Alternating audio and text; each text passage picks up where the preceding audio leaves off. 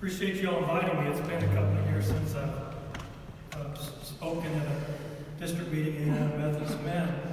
And as part of my job as the scouting ministry specialist with the General Commission of the Methodist men, and also as a scouting coordinator for the Kentucky Annual Conference, part of my job is to get out and meet people and talk about scouting and other youth civic organizations.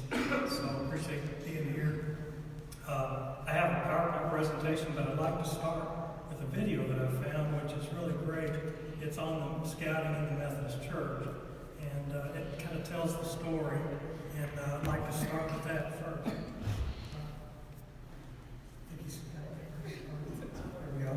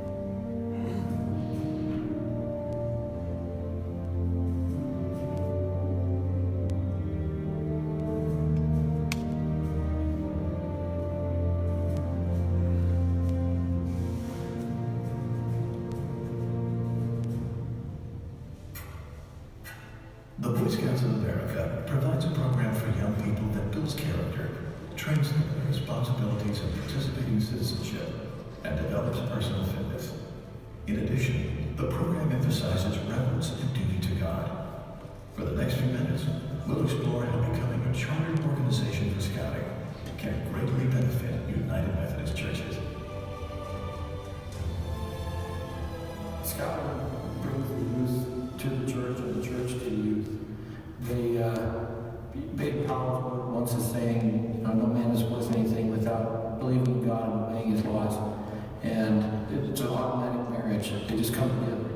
Quite frankly, I think the things that scouting stands for, which is basically citizenship in the world to a large degree, is not too far removed from what the Christian faith is at its best. And for those of us who are United Methodist or coming out of the Wesleyan tradition, our heritage is one that calls us into the world, not just evangelically to bring others to Christ, but to bring Christ to others, in a sense, with our involvement in, as the Scouts would say, doing a good deed daily. Duty to God, to me, means to help other people come to the church, and Scouts helps me to bring other people to the church and can help other people to do good things. So one way scouting in our church's values align is they both teach us to give service. For example, today we went out and we collected food from the local food bank. Good afternoon. We're here to collect the refrigerator donation. So that fulfills both values of Scouts and the church. Thank you so much. This fit makes me smile. A number of years ago, we were camping at Camp New Fork up in Wyoming. And we're watching all these shooting stars suddenly start happening. And while we're laying there, I just casually mentioned to the boys about, hey, just think about all those stars. Where did they come from? How did they come to be? How were they made? Next thing you know, the boys are talking amongst themselves as to creation and God and the purpose of life. We had one boy there who did not have faith. And the boys were then teaching him. He was asking questions, and I was totally silent while they were teaching each other. One of the shared interests for United Methodist churches in scouting lies in the faith-building experience of the Scouts PRAY Religious Influence Program. United Methodist pastors regularly report Scouts coming to faith while involved in the studies. Others clearly define a sense of calling to vocational ministry. Scouting influenced my vocational call to ministry. And I have been at my church I'll start my 17th year in a few days. And since I've been here, we've had, I think 5 Eagle Scouts, including myself, here on staff. And currently we have 3 of our ministers are Eagle Scouts. If you think about it, does your organization have all the young leaders you want? Does your organization have all the young people you want? Well, scouting is a way to get young people into your church and make them a part. And we know this world is bigger than our congregation. We know this world is bigger than our denomination. We know this world is bigger than our Christian faith. But we also know that when a church sponsors a troop, that it reflects a particular comfort with itself and its own identity, and that it is big enough to say, we will do this, not just for our church and our own gain, but for the transformation. Scouting and faith form an inseparable bond. United Methodist churches serving as charter organizations can attest to the value Scouting brings in supporting mission, recruiting manpower, and driving membership. Your local Scouting professional can help you with the details and responsibilities of becoming a charter organization. Please consider carefully the benefits of Scouting. Together, let's keep building tomorrow's great leaders and responsible citizens.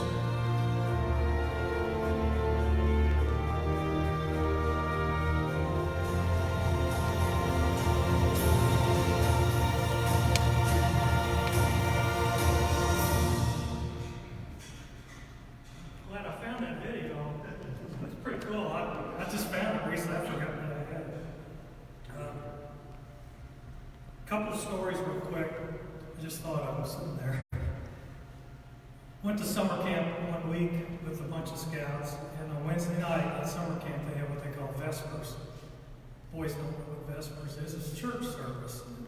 The little boy was in line and he was scared because his parents had never taken him to church. And he heard it was like church, but he'd never been to church before. That shocked me. I just assumed that every little boy goes to Sunday school and church, that all parents take their kids to church. It's not the case. He was actually scared. He was afraid of Vespers, not knowing what people did in church. I never have forgotten that. Another thing is, my son was meeting at PAC 341 at Summit Heights United Methodist Church in Louisville, Kentucky. And we were meeting in the different Sunday school class meeting rooms or in the basement. PAC meetings were in the basement. Scout Sunday, about 30 years ago, we were invited to church. We were in the sanctuary, which was upstairs. I'd never been in the sanctuary before. They invited us to church that Scout Sunday. My wife and I were there, and we looked at each other, and we knew that we have 2 small children. We're not going to church. And we felt so comfortable. We joined that church. My son is now 36, and he has a 7-year-old who just now started in that pack again. So I'm going through it again with my grandson. But that's why we joined the church. I went to Philmont, which is this teaching and high adventure camp in New Mexico. And I was attending a course taught by Pray. I thought they were going to teach us how to teach the courses for the kids. It was all on church growth. The whole week, 5 whole days, was teaching us how churches can grow by adopting and welcoming scouting in your church. How many men here are in churches with elderly congregations that are kind of low on young families with young children? I see a lot of heads nodding. How many churches close every year that they announce an annual conference? It's very sad. That's the saddest part of annual conference, to listen to the churches that are closing. Scouting will bring families into your church. Our church actually is led now, our young leaders of our children's ministries, our upper basketball and everything, they're all scout leaders. They're all leaders in our scout units. That's the leadership of our church. They've taken over from us older people. That's who's running the church now. But they're also all the scout leaders. So anyway, I'm going to go ahead and show you a PowerPoint. I've got a couple of things to show you here when we get to the slides. And then I have a table over here with some information. You're welcome to take some with you. I also have a sign-up sheet. You can print your name and the name of your church and your email address, and I'll email you this presentation. And I'll also email you Scouting Methodist the Scouting newsletter. I'm going to try to do 2 a year, but right now I'm doing 1 a year. But I'll get you on the mailing list for that. And when you get it, you can forward it on to any Scout leaders or Scout coordinators or youth ministers in your church. So I'm going to go ahead and start the presentation here. I need to look to see what I'm doing. Okay.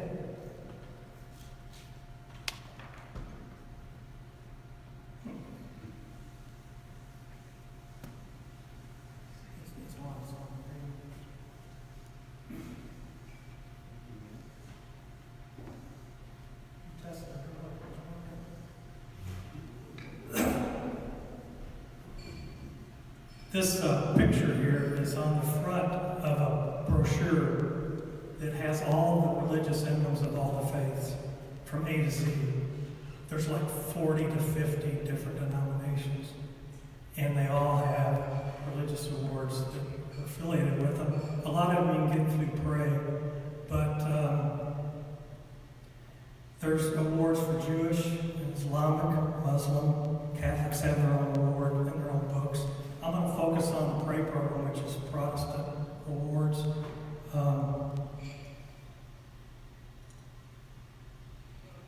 Okay, there we go.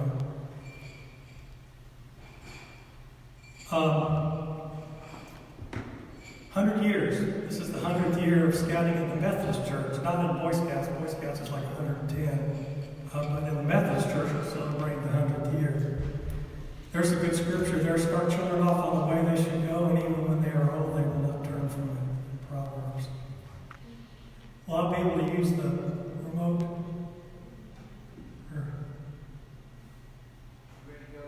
Yeah, you can move to the next slide. It was working earlier when I tested it. Okay, thank you. I'm starting to lose my voice. Good time when I'm losing my voice.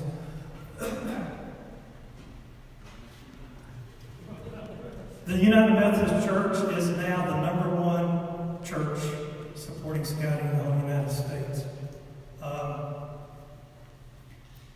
3,111 congregations, charter 9,611 scout units, serving over 300,000 young scouts.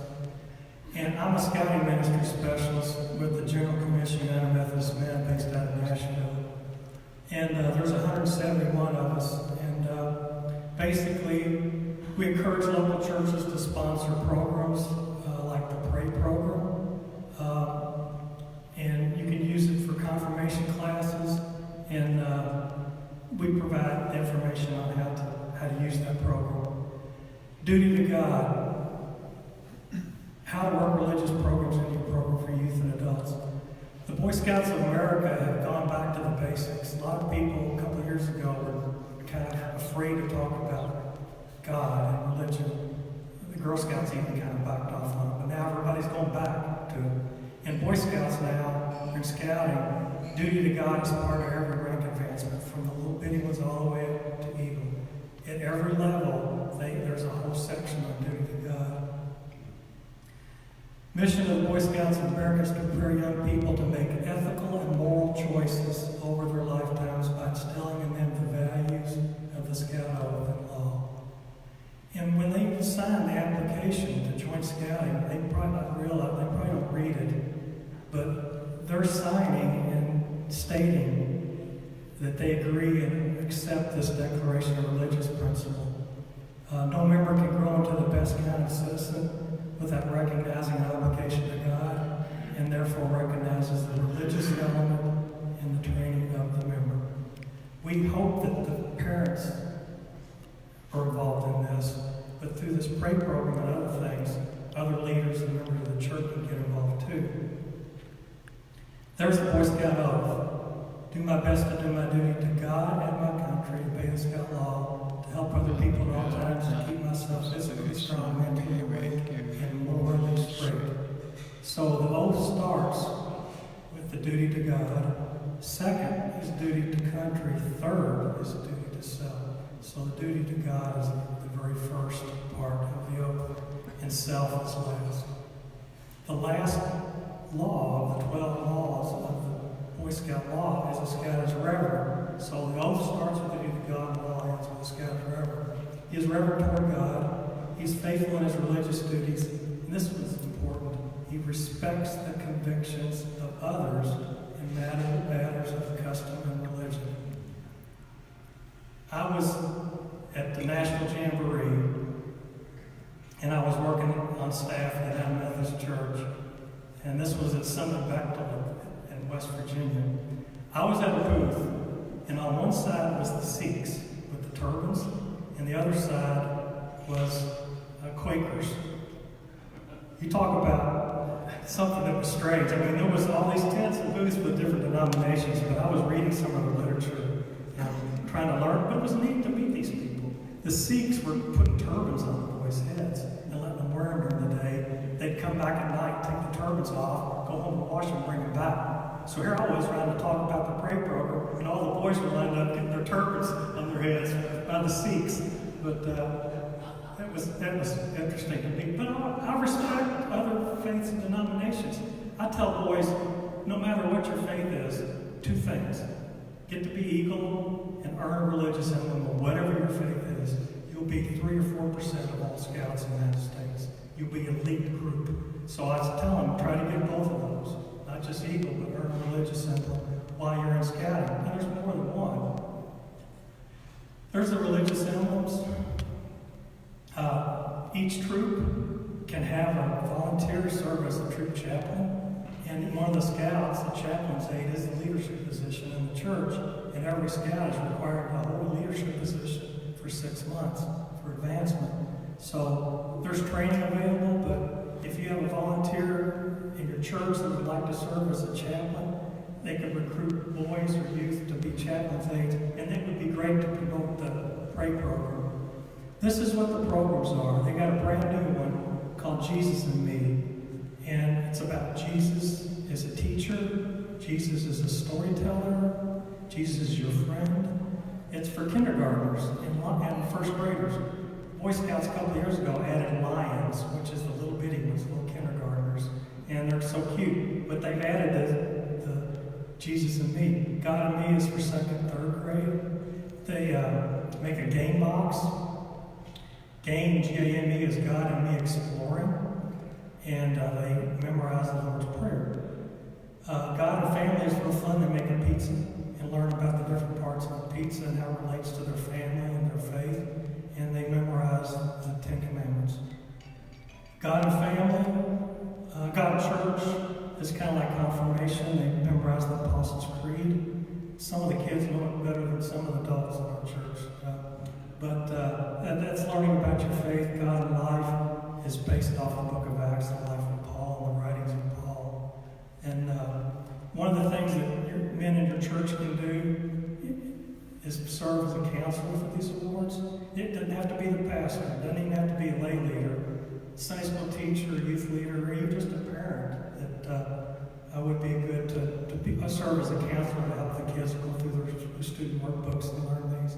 And they get a purple dot they can wear on their shirt, and they get medals and patches and things they can wear. This is Pray's website, praypub.org. There's the medals you get. For the older scouts, they get the ribbons, and you can see the one there in the middle. It has the cross and the flame denomination-specific pin. That's optional. You can order that and put that on the ribbon for your medal. Lots of resources. The website's awesome. They got bulletin inserts, pastor's letters, letters to the parents, all the aids and the teaching aids for all the classes are all there. But there's programs for presenting the awards and for Scout Sunday and all kinds of things. They have a web store. You can order all the medals and patches and books online. The Scout shops for the councils sell the books. They're like $5 or $6.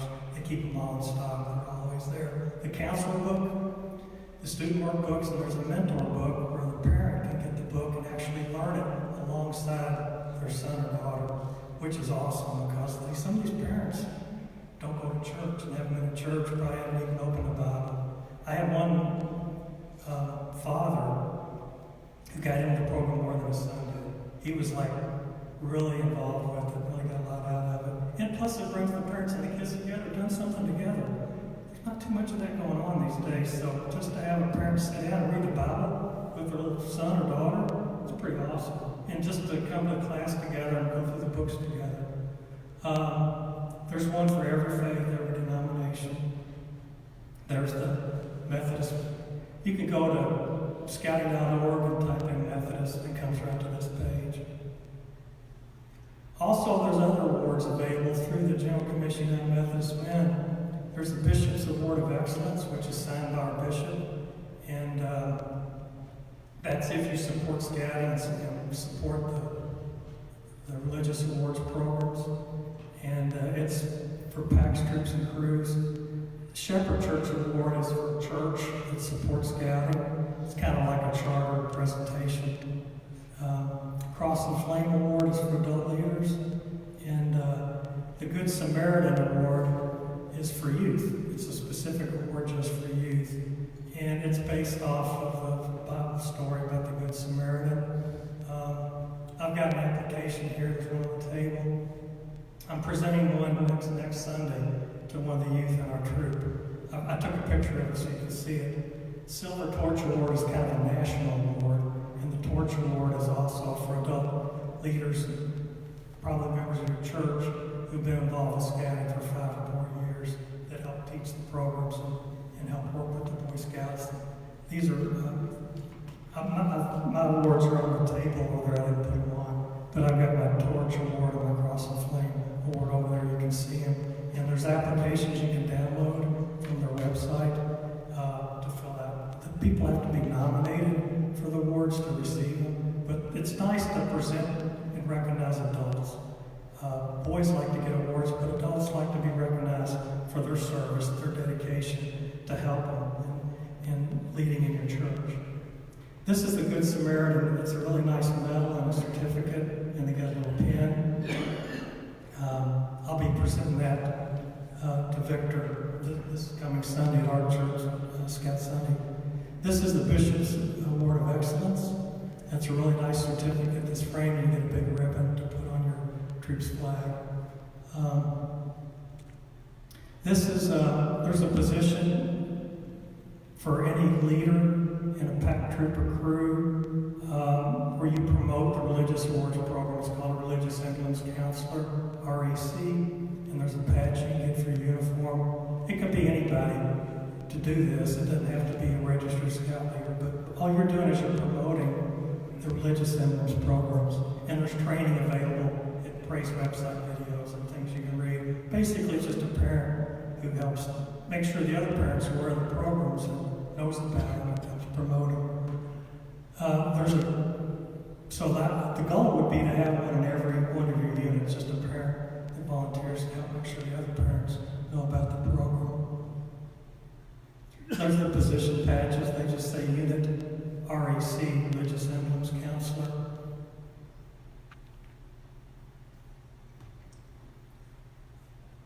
Okay, this is the General Commission United Methodist Men's website. A lot of good information here, not just on scouting, but just for United Methodist Men. GCUMM.org. Right in the middle there, you click on Scouting Ministry. And this, I just made screenshots to show you what the website looks like. You go to it when you get a chance. But it brings you up to this page. There's an overview there. And basically, the General Commission United Methodist Men, this would be a good time to talk about this.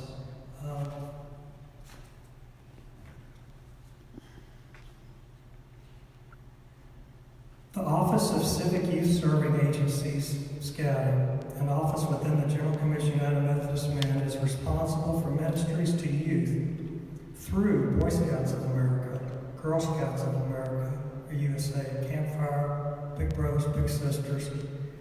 Scouting coordinators, charter organization representatives, and scouting ministry specialists support the office by providing information about these ministries to local churches, and they encourage the use of the break classes. So it's all scouting, Campfire Girls, and Big Brothers, Big Sisters. The mission of the General Commission United Methodist Men is to enable United Methodist congregations to minister to children and youth in their churches and their neighborhoods through scouting and other youth-serving organizations. The mission of the United Methodist Church is to make disciples of Jesus Christ for the transformation of the world. And you start with the little ones. And that's important. The vision, every United Methodist Church will provide opportunities for youth to increase their self-confidence, serve their community, work with others, and become disciples of Jesus Christ and model Christian values. Our church is open every day and every night. The Scouts use the gym, they use upstairs, they use the meeting rooms all through our church. We have Cub Scouts on Mondays, Boy Scouts on Thursdays, and 3 or 4 Girl Scout groups that meet there, and our venture group meets on Tuesdays. We have a lot of families in our church through Scouting. And a lot of them have joined our church. And the others that haven't, I want to talk to them.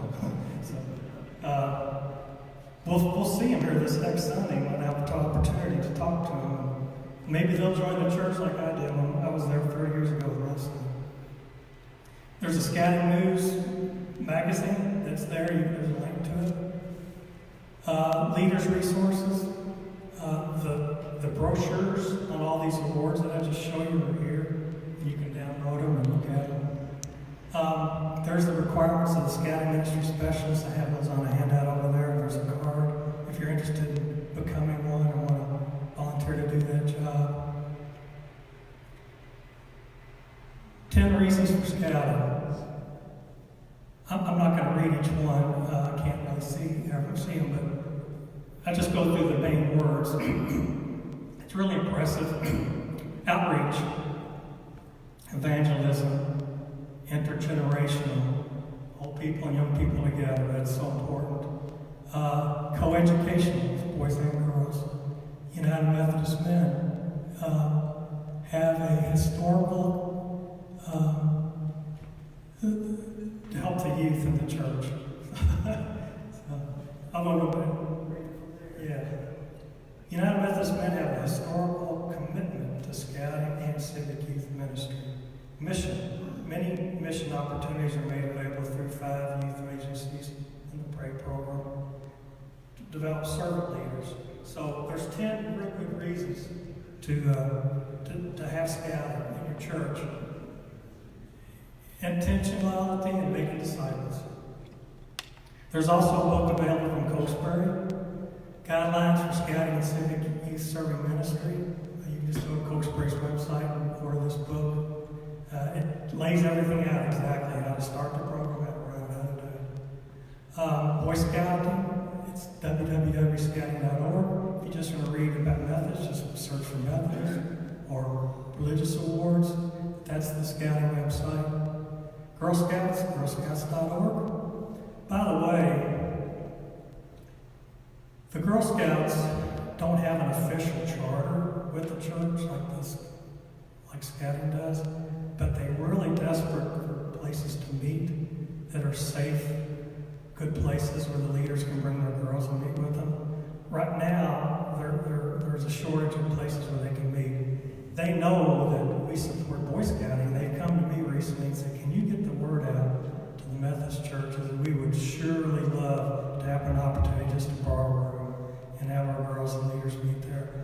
And traditionally, they just try to find a place to meet, but these days it's hard to find places for them to meet. It's not really conducive to meet in schools because of the security and getting in and out. But surely you've got a Sunday school classroom you can let the girls and the leaders meet in. And they would really appreciate it. And that's another thing, you're getting families with little girls in your church. You saw this very first slide, 50% of the people in Scouting don't attend church or are a member of a church anywhere, maybe more than that. Lincoln Heritage Council, lhcbsa.org. That's Louisville and Western Kentucky and parts of Tennessee, Illinois, and Indiana, Southern Indiana.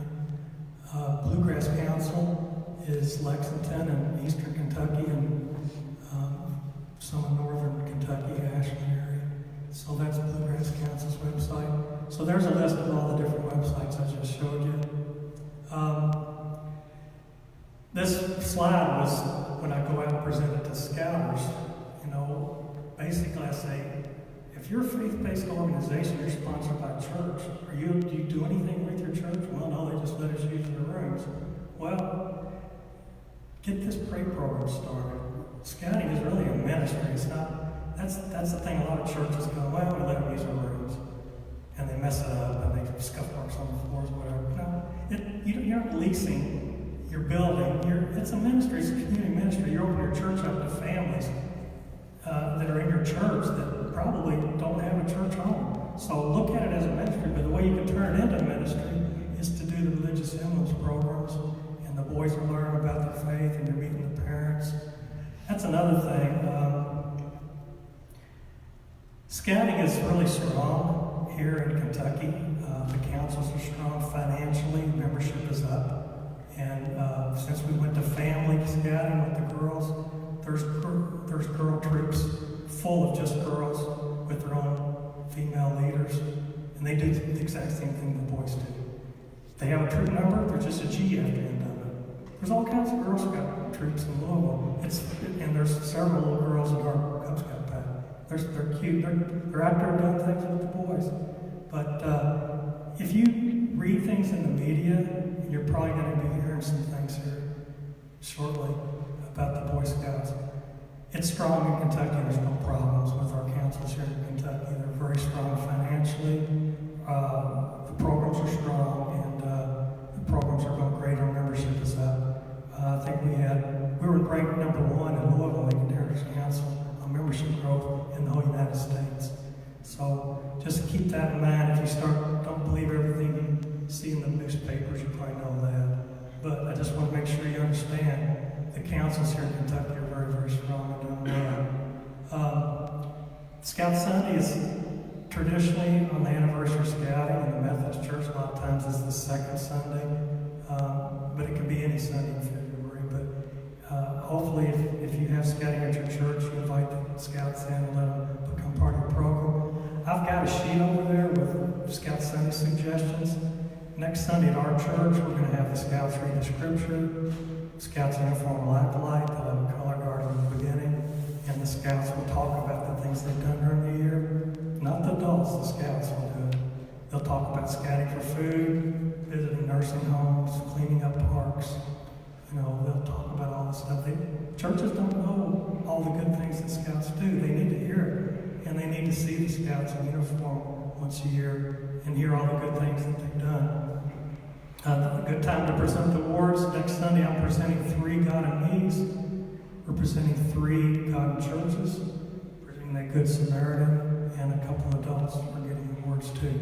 So, I've got my cards over there on the table. You're welcome to grab one and take it. And there's some of y'all might know Paul. Paul Fredericks, a Methodist pastor, a longtime pastor. He's also a scouter. He's a district chairman, and he's usually at annual conference every year and helps me out with the booths and things. But he's the religious emblems coordinator for the Lincoln Heritage Council. But there's Stephen's contact information in Nashville. He's the director for the Center of Scouting Ministries, General Commission out of Methodist Men. Philmont training. The Methodist Week is June 28th through July 3rd. Spend a week in God's country with other Methodist scouters learning how to build duty to God into your unit or church scout program. Hear ideas from across the country and network with experienced Methodist scouters and clergy. I was on staff at the one they had at Summit Bechtel, and I think next year they're coming back to Summit Bechtel in West Virginia.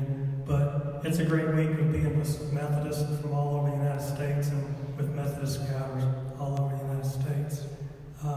So it'd be great if we could get the word out. We're still taking reservations for this. So a couple ideas I had of how men can get more involved. You all might come up with more. I mentioned a couple. You don't have to be a trained scout leader and be registered as a scout leader. You could volunteer to be a troop committee member, maybe help with finances or treasurer or something like that. You can serve as a merit badge counselor. Maybe if it's your hobby, like railroading or welding or mechanics or whatever, fishing, boating, motorboating, if it's something you like doing, you'd be perfect as a merit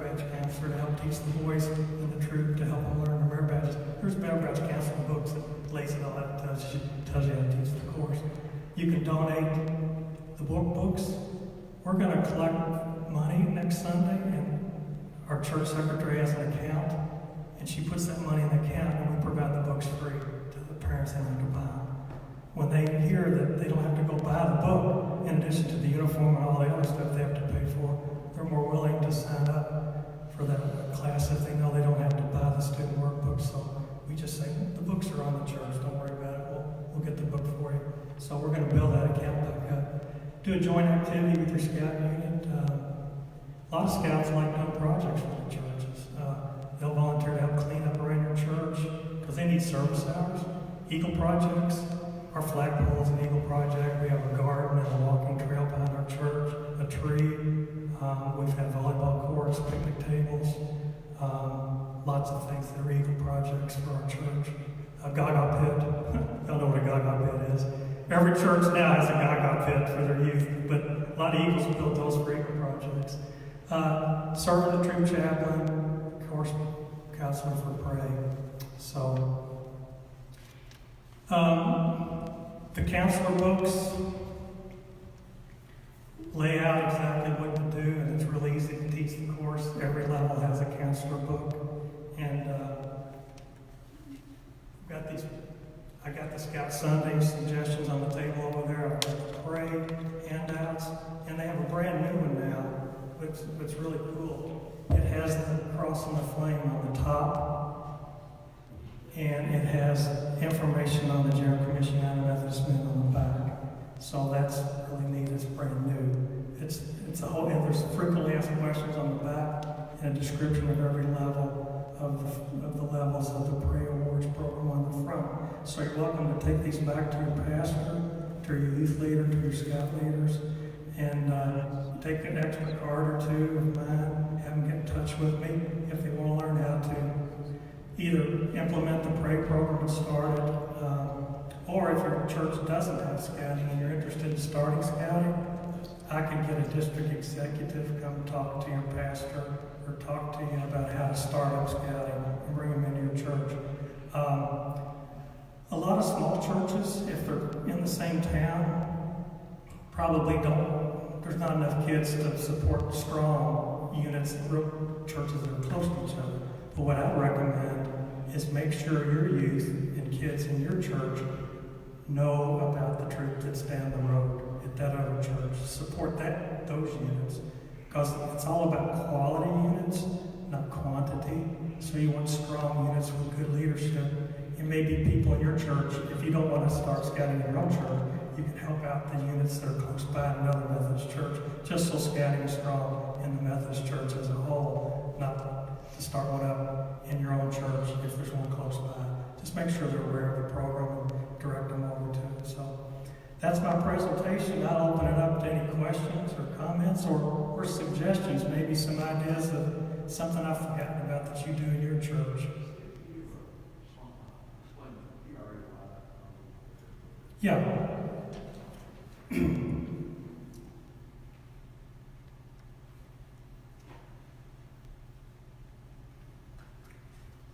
got something right here that's really good about it. I was just looking at it. PRAY, P-R-A-Y, stands for Programs of Religious Activities with Youth, P-R-A-Y. It's a program of the church. Its objectives are to help young people grow in their understanding of the Christian faith, to help young people see how other people have translated belief into actions, and to provide young people with the opportunity for Christian service to others. A conscious effort has been made to develop the unit without theological bias, yet this program is designed to prevent the introductions of particular theological and denominational viewpoints on material being studied. It's responsibility of the counselor to provide this input. It's voluntary, it's not mandatory. What we do in our church is in October or in September, we talk to all the parents about the program, and we invite them to talk to us about it if they'd be interested. And it doesn't matter whether they belong to your church, it doesn't matter if they go to your church, it really doesn't even matter what denomination they are. We've had people say they were Catholic but don't belong to a parish and don't go to church. They're kids do this program. So, but it's voluntary. We just make sure the parents are aware of it, and we sign them up. We get the books. They either work on it at home with their parent, and then the counselor checks off their book at the end of each unit. The best way to do it is do it as a class. What I did is the Wolf Den, the second graders, every other Monday we just met, and I did the den meeting and did all 4 sections that got to me. We just finished it last Monday, went over with the pastor, ordered the wards, give them out next Sunday. They only take 5 or 6 weeks to do them. The older ones, for the older boys, take a little longer. But it's voluntary. It's what we try to promote to the parents is try to think about what you want your children to learn in scouting, and sometimes they're not learning everything they can learn just through scouting or in school. This is a way for them to learn about their faith, and it's up to the parents to decide. The whole thing is making them aware of it and providing them the opportunity to sign up for it and do it. And when other boys start wearing their medals and they get that little purple dot on their shirt, the other boys, I want that. They'll start getting interested in doing it. It works better if you do it as a class or as a course and put the boys together and do it. I did it one year. I put all the boys and girls together, invited the Girl Scouts too. We did it on Sunday afternoons. You know, did it in October, November, a little bit in December, finished it, ordered them, presented them on February Scout Sunday. It just takes a month and a half to do them. But it's voluntary, it's additional and optional in addition to their normal advancements. But it's a great program, it's fun, it's interesting, the boys learn a lot, and it's easy to teach and to do it. And it's all laid out for you, it's really easy to do. Okay. You were talking about smaller churches, but they shouldn't be scared off because how many is the little boys on the charter? Yeah. Just 5. Yeah. You need 2 adult leaders per den. It's all dual leadership. You can never have, you always have to have 2 adults with the boys at all times. But yeah, it doesn't take a lot of boys, and you can have a troop or pack committee can be 3 or 4 people.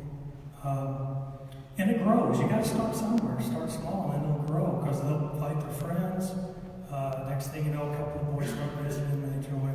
So at annual conference, people would walk by. You'll probably see me every year. I go and I wear my uniform, and I'm always there. But people would walk right by me, and I'd say, "Do you have scouting?" Because I'm not afraid to ask them, "Do you have scouting in your church?" No, we're in the country. We're a small church. And they walk by, and then a lot of them would say, "We don't have any kids in our church." And they'd walk right on by me, and I felt like saying, "Come back here. You think that's okay? Is that something you should be worried about or concerned about?" But they would act like, that's our church. That's the way we are. We just have old people, and we don't want scouting because we're a bunch of old people. That's just the way I'd almost felt like grabbing them and bringing them back and saying, "No, you can have scouting." My thing was, are there any children in your town? Yeah. Do you have a school? Yeah. I said, well, you got kids somewhere in your town. Your town isn't all old people. So anyway, I was trying to remind them, if there's a school, that's what you do. You recruit from the schools, and the scouts do school nights. If they get permission from the principal, and they recruit from the classes in the schools, and then bring the kids to your church and say, "This church is sponsoring scouting. This is where you'll meet." And then the parents come and start meeting after you sign them up on an orientation night after school starts. The first couple of weeks of school, we have scout nights at the different churches. That's the way it's usually done. So, yeah, that's a good point. Don't have to be a big church to have scouting, because it's even more of a reason for the smaller churches to try to get their church to grow, even if it's one family. Even if it's just one family with one child. That's still another family that you've got coming to your church, and you start small and it grows from there. Anybody else? Well, y'all can probably tell I'm kind of passionate about scouting and children's and youth ministry, and I get fired up when I get an opportunity to talk about it, because what happened with my wife and I, my children, 30 years ago can happen in your church, where maybe this coming Sunday, one of those families visiting our church might decide just to come back and realize that they need their children in Sunday school and in a church, and that's something that's missing in their family, and that's my wife and I decided. My children grew up with Sunday school and youth program, went to Lucon, went to summer camp, had a lot of great youth pastors. In fact, my daughter's 20, 25, 26, she's still in contact with the youth pastors that she had, because they had such an impact on her when she was in our church. She still, Facebooks with them and keeps in contact with them. They still have a relationship. And this was back when she was a youth in our church. So, anyway, thank you all very much.